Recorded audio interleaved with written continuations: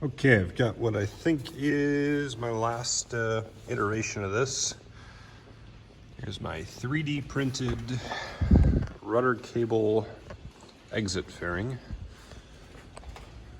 If you haven't seen my last video, let's see. Just a quick, get an older version here of how it works, but there's a little slot in the bottom. Slide it on, twist it, and then it slides right up. Or to get it off, twist it, pull it off. So once the rivets are in, it stays in nice. Reason for making this was I couldn't get all of this to go through a small hole.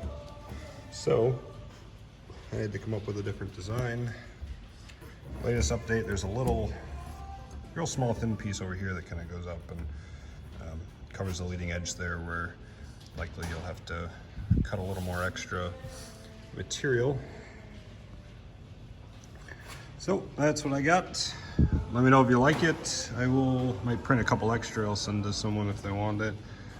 So let me know. Otherwise, I will also post a link to the 3D model so you can download it and print it yourself.